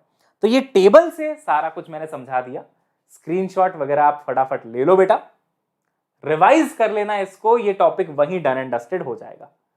इसके अलावा मैंने आपको फॉर्मूले से भी कराया, नहीं कराया? बिल्कुल कराया, फॉर्मूले से भी सारा कुछ समझा रहा हूं। वाटर ग्लास अगर लिखा है तो थीटा को आप 0 ले सकते हैं। 0 थीटा का मिनिस्कस कैसा बनता है? आपको लगता है ऐसा बनता है, ये तो 90 डिग्री का बनता है, ये एंगल तो आपने 90 डिग्री कर दिया, ये बेटा थीटा बराबर 90 डिग्री है। 0 एंगल का मिनिस्कस कैसा बनता है? हेमीस्फेरिकल बनता है। ऐसा कैसे 0 हुआ सर? देखो मैं बताता हूं 0 कैसे हुआ। देखो देखो देखो देखो देखो, मजा आएगा। यहां पे एक टेंजेंट डाल दो, तो टेंजेंट इस सरफेस के पैरेलल आ रहा है, तो यहां पे एंगल 0 है। तो hemispherical meniscus will be formed if angle of contact is 0, यानी कि अगर ग्लास और वाटर का कॉम्बिनेशन गिवन है तो एंगल ऑफ कांटेक्ट 0। लेकिन अगर ऐसा हॉरिजॉन्टल वाला केस है तो वहां पे एंगल ऑफ कांटेक्ट 90 डिग्री होता है। डन एंड डस्टेड कर दिया है इस चैप्टर को, धुआं धुआं कर दिया है, दिल बना देना। प्राची कह रही है सर जी तो नहीं दिया है। जी यानी कि स्मॉल जी की बात कर रहे हैं। अरे ये पानी कहां से गिरा? अच्छा, न्यूटन अंकल रो रहे हैं ऊपर से, उन्हीं के आंसू है बेटा जो मेरे यहाँ पे गिरा अभी। स्मॉल जी की वैल्यू 9.81 होती है। न्यूटन अंकल ने ग्रेविटेशन नामक चैप्टर में स्मॉल जी की वैल्यू निकालना सिखाया था, capital g capital m divided by r square. आज तुमने उनको बहुत दुखी कर दिया, देखो आंसू भी गिर रहे हैं उनके ऊपर से, खून के आंसू रो रहे हैं वो कि सर जी तो गिवन ही नहीं है। एक लास्ट केस, कई बार ऐसे बोलते हैं कि कैपिलरी ऐसे रखा हुआ था, किसी बंदे ने इसको पकड़ के ऐसे थोड़ा सा टिल्ट कर दिया, तो बताओ अब कैपिलरी राइज कितना होगा? तो आपको एक बात याद रखनी बेटा, height wise capillary rise same होगा, हाइट वाइज। तो आप चाहे ऐसे रखो, चाहे ऐसे रखो, चाहे ऐसे रखो, चाहे आप इसका शेप चेंज करके ऐसा ऐसा ऐसा ऐसा ऐसा ऐसा कैपिलरी बना दो, कैसा भी कैपिलरी बना दो, हाइट हमेशा सेम होती है। क्योंकि ना तो आप लिक्विड की डेंसिटी चेंज कर रहे हैं, ना आप रेडियस चेंज कर रहे हैं, तो हाइट वाइज सेम होती है। लेकिन सोचो, हाइट तो सेम है, क्या ये लेंथ कुछ और आ जाएगी? तो ये ट्रिग्नोमेट्री से हो जाएगा बेटा। मान लो अल्फा एंगल पे इसको हमने टिल्ट कर दिया, मान लो इसको उठा के, पहले ऐसे था, अभी हमने इसको अल्फा एंगल पे टिल्ट कर दिया, तो हाइट दोनों की सेम रहेगी। ये देखो, यानी कि ये वाली वैल्यू h है तो ये वाली वैल्यू भी h रहेगी। लेकिन अगर ये अल्फा वेल्फा कुछ तो एंगल गिवन है तो आप लेंथ नहीं निकाल पाओगे क्या? इसको आपको अल्फा कह रहे हैं, तो बताएंगे कि लेंथ कितना हो जाएगा कैपिलरी ट्यूब में, कितने लेंथ तक पानी भरा होगा। हाइट बराबर रहेगी लेकिन लेंथ की वैल्यू चेंज हो जाएगी, कितने लेंथ तक भरा हुआ है, कितना आ जाएगा बेटा? तो आप बोलेंगे एल कॉस अल्फा बराबर h हो जाएगा, तो एल कॉस अल्फा बराबर h हो जाएगा, तो एल की value h upon cos alpha. तो ये केस भी डन एंड डस्टेड। कई बार पूछ लेते हैं कि कैपिलरी सीधी रखी हुई थी तो हाइट h था, कैपिलरी टेढ़ी हो जाएगी तो बताओ कितने लेंथ तक पानी भरा होगा। लेंथ जिसमें पानी भरा है वो चेंज हो जाएगा, लेकिन हाइट कितना ऊपर गया है पानी वो सेम रहेगा। तो height is same, length will be changing, ज्यादा पानी भर जाएगा उसमें। क्लियर? यस, बहुत बढ़िया। चलिए आगे बढ़ते हैं। ये क्या है? कितना सुंदर सा डायग्राम है सर। ये क्या है सर? ये भी एक केस है। मान लो इस ड्रॉपलेट का रेडियस है r1, मैंने सरफेस टेंशन को आज धुआं धुआं कर दिया बेटा, इसका रेडियस है r1, मान लो इसका रेडियस है r2, दोनों अलग अलग रेडियस के हैं, इनका मिलन हो गया, ये मिलके एक बबल बना चुके हैं, एक बबल। तो क्या होता है ना, ये जो इनका जो इंटरफेस वाला रेडियस है ना, ये वाला, ये कुछ और आता है, इसका रेडियस कुछ और हो जाता है, इसको हम r कह सकते हैं। मान लीजिए इंटरफेस का रेडियस, जहां पे इनका मिलन हुआ है वो वाला रेडियस, उस रेडियस का formula r1 r2 divided by r2 minus r1 होता है। डायग्राम मस्त था ना? मजा आ गया ना डायग्राम देख के? एकदम, है ना? देख रहे हो क्या जबरदस्त चीज है। ये बड़ा ड्रॉपलेट, ये छोटा ड्रॉपलेट, दोनों मिले, मिलन हुआ, बीच का रेडियस कुछ नया रेडियस बन जाता है, उसको हम r कहते हैं। वो r की वैल्यू बेटा r1 r2 upon r2 minus r1 आती है। डेरिवेशन में अभी नहीं करा रहा हूं, बट डेरिवेशन सिंपल सा है, एक्सेस प्रेशर से ही आ जाता है। यहां का एक्सेस प्रेशर, यहां का एक्सेस प्रेशर लिखते हैं अपन, फिर P1 माइनस P2 बराबर 4T बाई R कर लेते हैं, आ जाता है। टेंशन नहीं लेना है, फॉर्मूला याद रखना है, R1 R2 R2 minus R1। अगर मैं बोलूं कि एक 4 सेंटीमीटर का था, बड़ा वाला 5 सेंटीमीटर का था, तो बताइए बीच वाला रेडियस कितने का होगा? बताओ तो। एक 5 सेंटीमीटर का था बबल, एक 4 सेंटीमीटर का था, बीच वाला रेडियस कितने का होगा? इंटरफेस वाला रेडियस R1 R2 अपन R2 माइनस R1। तो R1 की वैल्यू 5, R2 की वैल्यू 4, R2 की वैल्यू 5 माइनस 4 कितना आ गया? 20 अपॉन 1। तो बीच वाला रेडियस 20 सेंटीमीटर का बन जाएगा। प्रीवियस ईयर सवाल है, इससे सवाल आते हैं, बहुत बढ़िया फील वाला टॉपिक है। बड़ा बबल छोटा बबल मिला दो, बीच का रेडियस कुछ और बनता है, उसका formula R1 R2 upon R2 minus R1 होता है। स्मार्ट प्रिपरेशन कर रहे हो तुम अभी फिलहाल, इस क्लास को अगर तुम पूरा देख रहे हो, you are doing very smart preparation.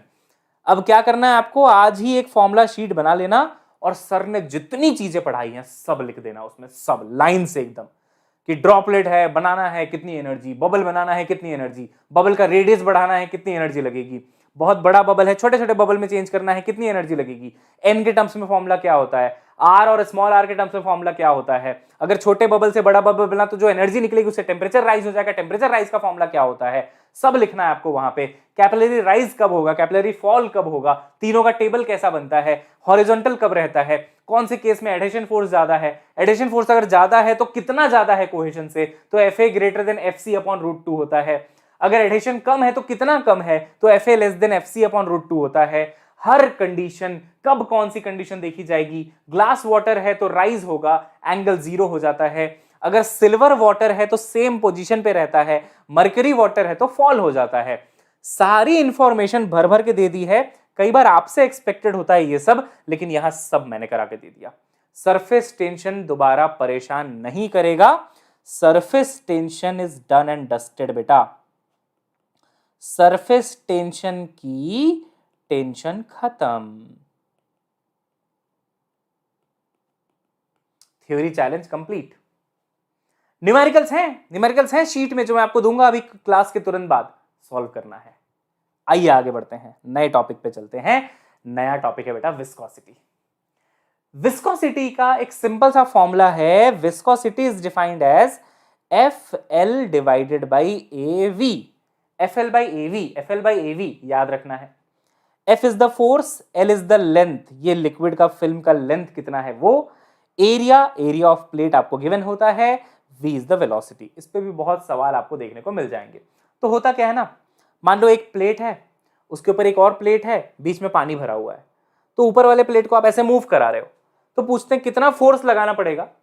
अगर V वेलोसिटी से मूव कराना है तो ये फॉर्मूला है, viscosity will be given, force निकालना है, लेंथ गिवन रहेगा, लेंथ मतलब ये वाली हाइट, कितना लिक्विड का फिल्म का थिकनेस है उसको हम लेंथ बोलते हैं, ये एरिया हो गया। क्लियर है, फॉर्मूला सिंपल है क्या बेटा, विस्कोसिटी का फॉर्मूला सिंपल है क्या, कितना फोर्स लगाना पड़ेगा ऊपर वाली प्लेट में ताकि वो V वेलोसिटी से आगे मूव कर जाए, तो FL divided by A into V बराबर विस्कोसिटी। विस्कोसिटी की यूनिट अगर आप देखेंगे तो देखिए, फोर्स का तो न्यूटन हो गया, मीटर हो गया, लेंथ का, एरिया का हो गया मीटर स्क्वायर, और वेलोसिटी का हो गया मीटर पर सेकंड, तो सेकंड ऊपर चला गया, सभी का यूनिट रखा है, कुछ नहीं किया उससे ज्यादा, ये दोनों कैंसल। न्यूटन पर metre square is called pascal, pascal second is the unit. एक पास्कल सेकंड 10 पॉइज के बराबर भी होता है, poise is the CGS unit, कई बार पॉइज में दे देते हैं, तो pascal second is the SI unit. Mainly आपको पास्कल सेकंड के साथ ही डील करना है, कई बार पॉइज में गिवन होता है तो ये कन्वर्जन याद रखना, एक पास्कल सेकंड बराबर 10 पॉइज। जो मैं आपको शीट दूंगा अभी सेशन के तुरंत बाद, उसमें ये सवाल होंगे।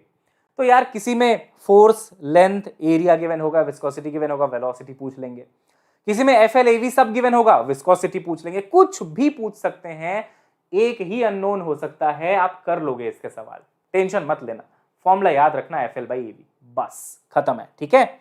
चलिए नेक्स्ट टॉपिक है बेटा स्टोक्स लॉ। स्टोक्स लॉ ने क्या बोला, अगर कोई स्फेरिकल बॉडी, कैसी बॉडी, स्फेरिकल, ये सिर्फ और सिर्फ स्फेरिकल बॉडी के लिए ही वैलिड है भाई, सिर्फ स्फेरिकल बॉडी के लिए वैलिड है। तो अगर एक स्फेरिकल बॉडी किसी दूसरे लिक्विड मीडियम में मूव कर रही है, डुग डुग डुग डुग डुग डुग डुग डुग, तो उसमें एक ड्रैग फोर्स लगता है, उसमें एक विस्कस फोर्स लगने लग जाता है, उस विस्कस फोर्स का फॉर्मूला होता है 6 पाई ईटा RV। What is eta, viscosity, अभी अभी देखा है, FL by AV is the formula, given रहेगा विस्कोसिटी। R क्या है सर, रेडियस है बेटा, ये रेडियस है स्फीयर का, जो स्फेरिकल ड्रॉपलेट मूव कर रहा है उसका रेडियस है।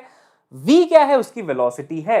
तो जितना तेज वो भागेगा, जितनी तेज उसकी वेलोसिटी होगी, ड्रैग फोर्स भी उतना ही तेज होगा।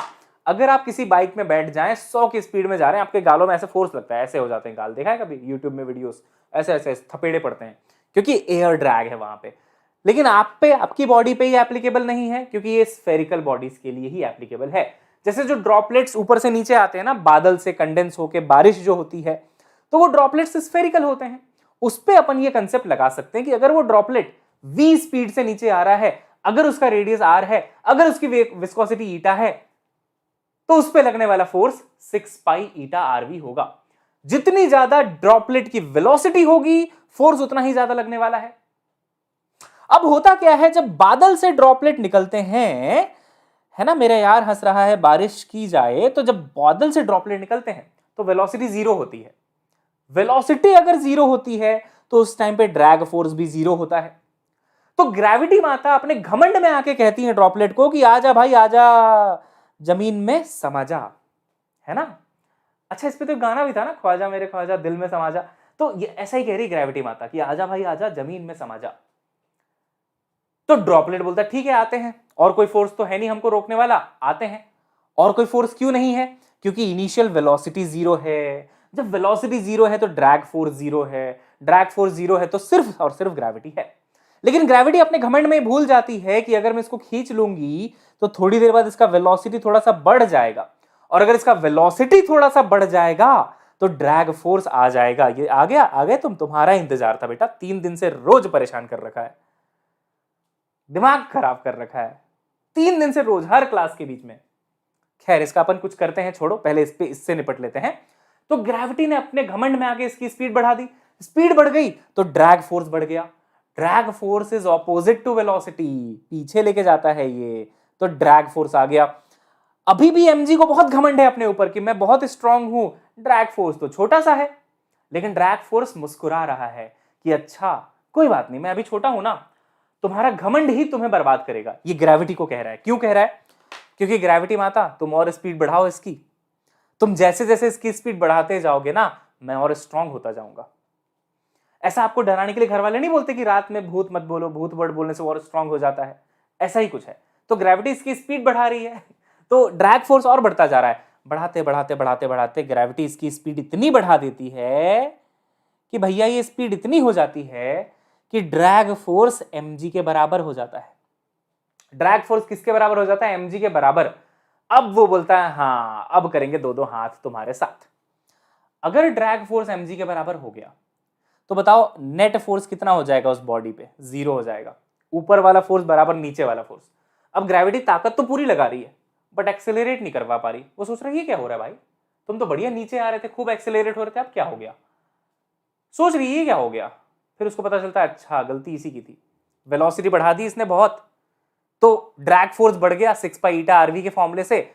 अब ड्रैग फोर्स mg के बराबर हो चुका है, नेट फोर्स जीरो हो चुका है, ये नीचे नहीं खींच पा रही है, एक्सेलरेशन जीरो हो जाता है। अब हालांकि पार्टिकल नीचे आएगा, ये मत सोचना कि पार्टिकल वहीं अटक गया। लेजेंडरी बच्चे तो वो होते हैं जो बाद में डाउट पूछते हैं, सर ये ड्रॉपलेट का तो नेट फोर्स ऊपर ही जीरो हो जाता है, फिर ड्रॉपलेट नीचे क्यों गिरता है? सर वहीं अटक जाना चाहिए ना, बारिश क्यों होती है फिर?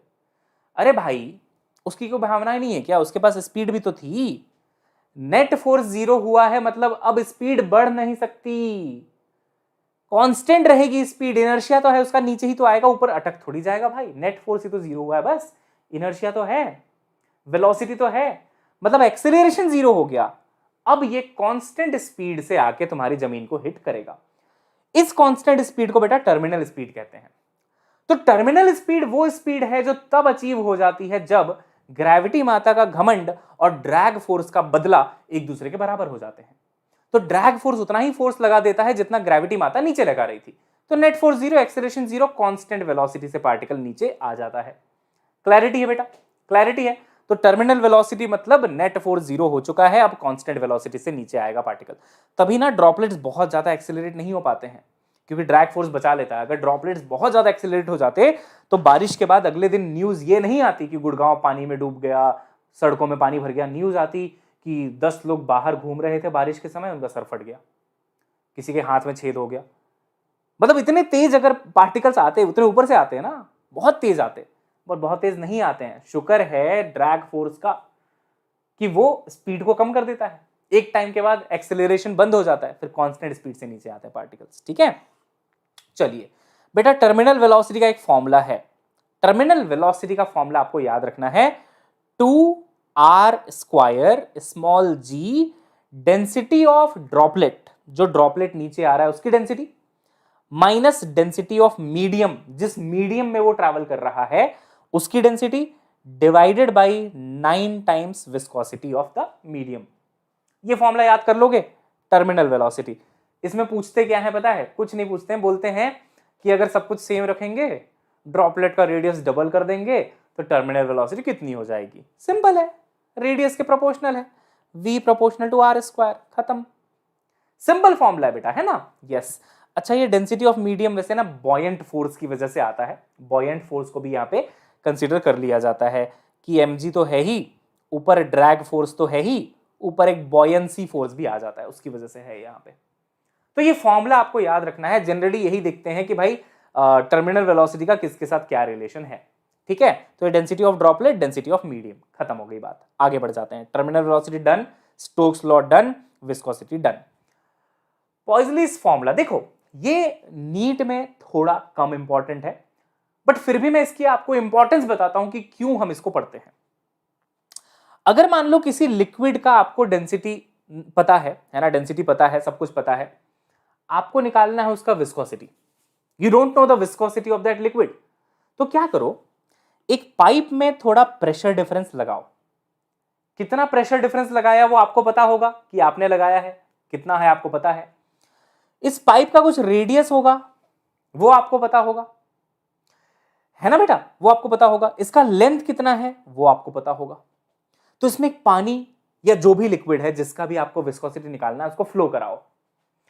फ्लो कराने के बाद देखो कि उसका फ्लोइंग रेट कितना आ रहा है, कितना लिक्विड फ्लो हो रहा है पर सेकंड। तो अगर सब कुछ आपको पता है, प्रेशर ड्रॉप अगर आपको पता है, तो यहां से आप विस्कोसिटी निकाल सकते हो।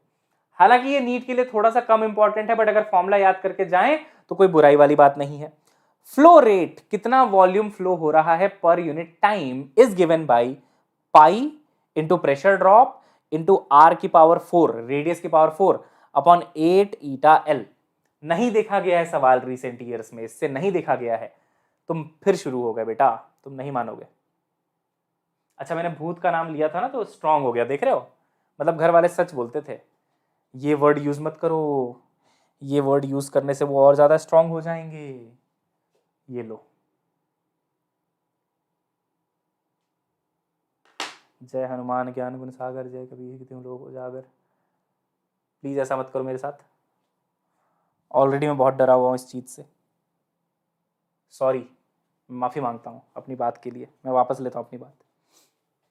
अब चेंज हो गया ना, मैं क्लास बंद करके भाग रहा हूँ, इस घर को छोड़ के भाग रहा हूँ, शहर छोड़ के भाग रहा हूँ मैं। मेरे पीछे किसी का साया है बेटा अब। खैर, तो ये फॉर्मूला याद रखना है, पॉइजली इक्वेशन बोलते हैं। फ्लो रेट गिवन होगा, प्रेशर डिफरेंस जो भी पूछने निकाल लोगे आप। वैसे इससे क्वेश्चन नहीं आते हैं, आ गया तो आप कर लेना, इसलिए करा दिया है, ठीक है? चलिए आगे बढ़ते हैं बेटा। नेक्स्ट टॉपिक क्या है देखते हैं, है ना? नेक्स्ट टॉपिक है इक्वेशन ऑफ कंटिन्यूटी। देखो, फ्लूइड मैकेनिक्स का सबसे डिफिकल्ट वाला पार्ट जो आपको लगता है, जो मुझे ऐसा लगता है कि आपको ऐसा लगता है, वो सरफेस टेंशन है मेरे हिसाब से। पिछले बार के एक्सपीरियंस से मैंने यही देखा था कि तुमको सबसे ज्यादा प्रॉब्लम सरफेस टेंशन में आई थी। और क्योंकि ये सीरीज ही इतनी जबरदस्त है, इसमें वो टॉपिक पहले कराया जाता है सबसे ज्यादा डिफिकल्ट लगता है आपको, तो मैंने सरफेस टेंशन पहले ही करा दिया, उसकी टेंशन पहले ही खत्म कर दी। 7 बजे वाले सेशन में सबसे पहले सरफेस टेंशन के क्वेश्चन कराऊंगा, तुम देखना कॉन्फिडेंस कैसा ऊपर भागे एकदम जू से, तुम्हारा मजा आ जाएगा तुमको, ठीक है ना? चलो, तो अब उन पार्ट्स में आ जाते हैं जो थोड़ा आसान है, बहुत आसान है एक्चुअली। कंटिन्यूटी इक्वेशन क्या कहता है? ये जितना वॉल्यूम एंटर करेगा पर सेकेंड उतना वॉल्यूम बाहर जाएगा पर सेकेंड। तो ये एक्चुअली वॉल्यूम पर सेकेंड है, एरिया इंटू वेलोसिटी है ये ना। A2V1 बराबर A1V1, ये गलत शरत लिखा हुआ है बेटा, ये ऐसा है A1V1 बराबर A2V2। A is the area metre square, V is the velocity metre पर सेकेंड। क्या यूनिट आ रही है बेटा? मीटर क्यूब पर सेकेंड। तो ये एक्चुअली हमें बताता है कितना वॉल्यूम पर सेकेंड जा रहा है, इसको डिस्चार्ज भी कहते हैं, कितना डिस्चार्ज हो रहा है। तो अकॉर्डिंग टू कंटिन्यूटी इक्वेशन, जो भी वॉल्यूम अंदर आएगा स्टेडी फ्लो में, जो भी वॉल्यूम अंदर आएगा वो वॉल्यूम पर सेकेंड बाहर भी जाएगा, जो आया है वो जाएगा, सिंपल। तो A1V1 बराबर A2V2, ये पहला इक्वेशन। दूसरा इक्वेशन है बेटा बर्नौलीज थ्योरम।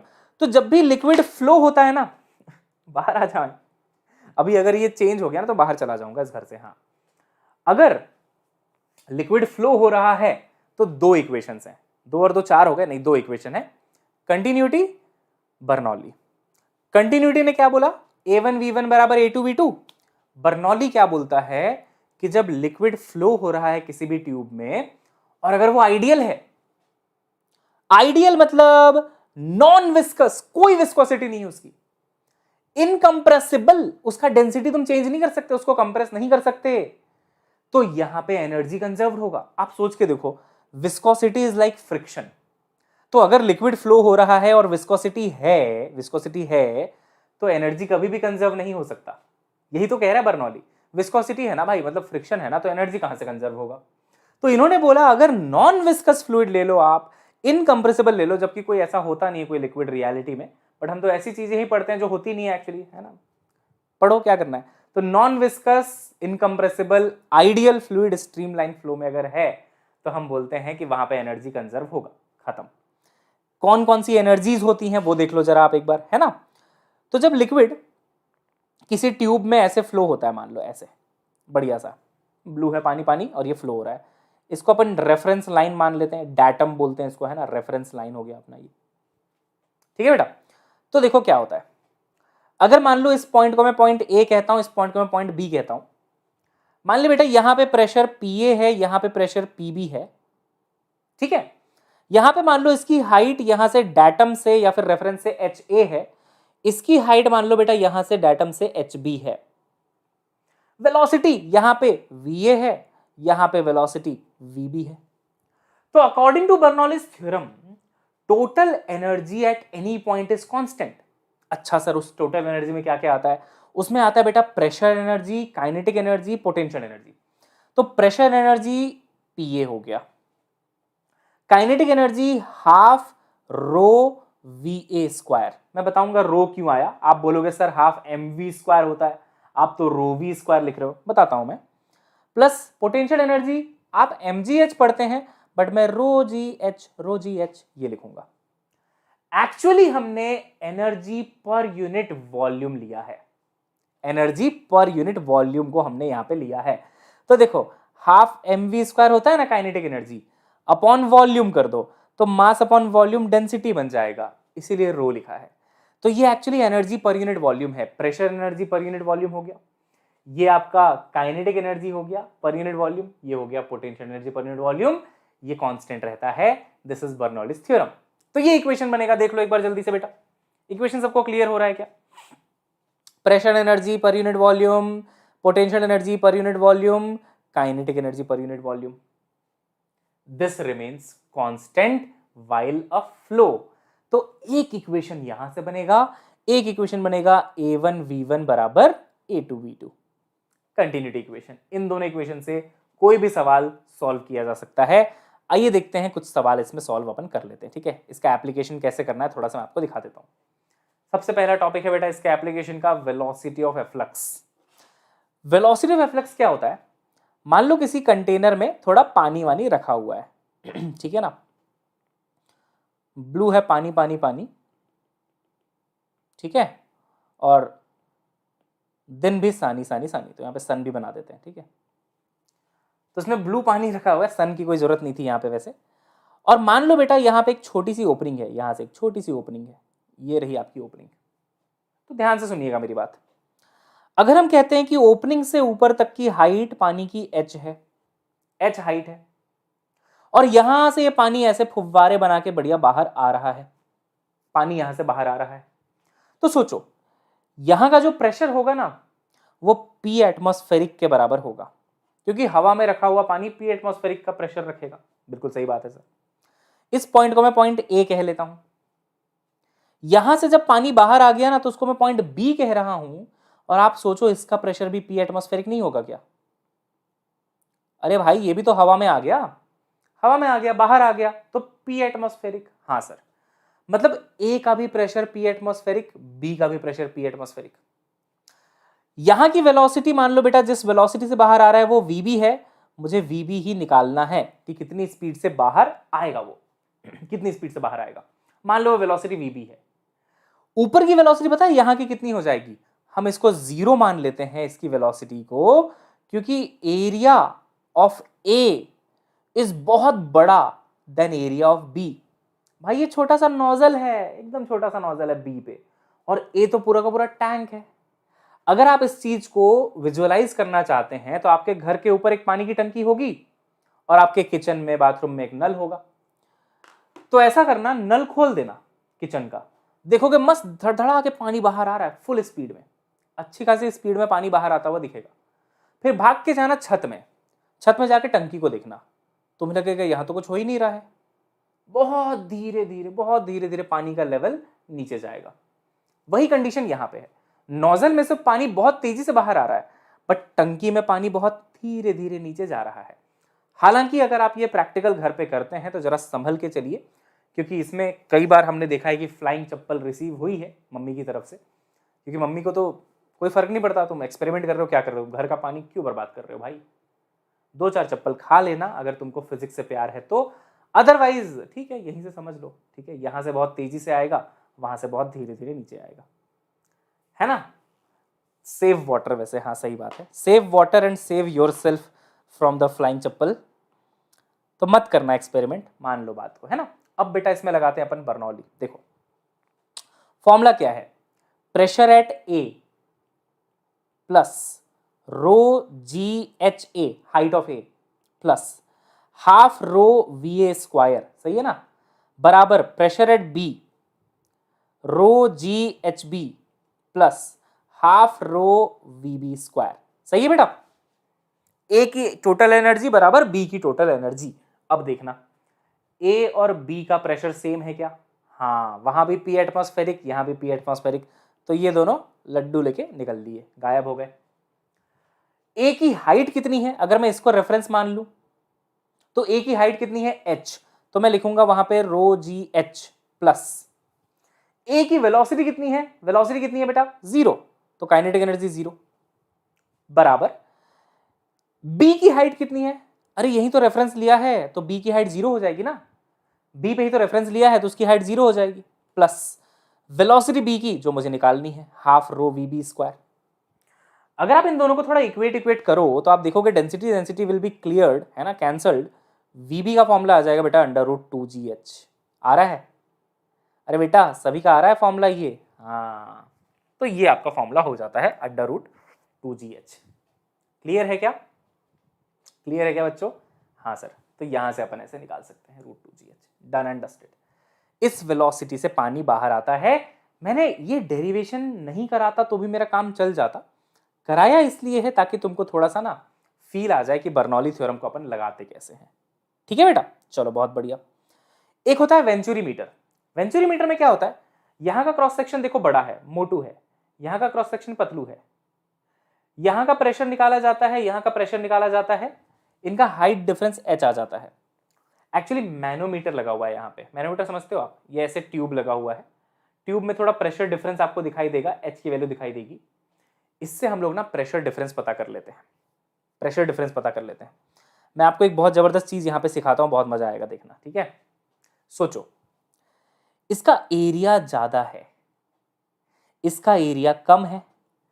बच्चों अगर A1 ज्यादा है A2 कम है तो कौन सी वेलोसिटी ज्यादा होगी, कौन सी वेलोसिटी कम होगी।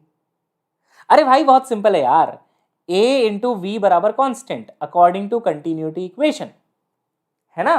तो अगर एरिया ज्यादा तो वेलोसिटी कम, सिंपल है, अगर एरिया ज्यादा तो वेलोसिटी कम होगी। हाँ सर सही कह रहे हो बिल्कुल, तो यानी कि यहां की वेलोसिटी लेस होगी, यहां की वेलोसिटी मोर होगी, है ना, है ना, है ना, हाँ सर।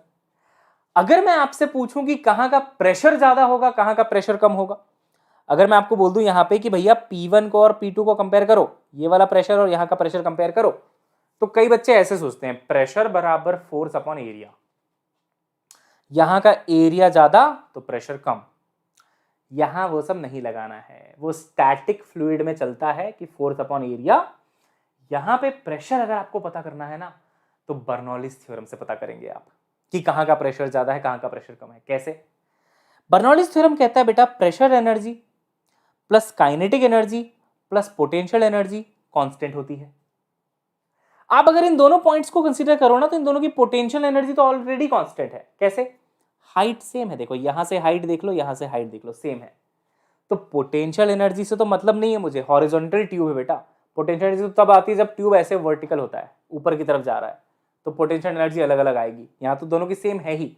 अब देखो यहां पे वेलोसिटी कम है तो काइनेटिक एनर्जी कम होगी। अगर ये पूरा का पूरा कांस्टेंट है तो सोचो अगर काइनेटिक एनर्जी कम है तो प्रेशर को ज्यादा नहीं होना पड़ेगा क्या? यस, ये ब्यूटी है बर्नौलीज इक्वेशन की। तो बर्नौलीज इक्वेशन के अकॉर्डिंग यहां का प्रेशर ज्यादा होगा।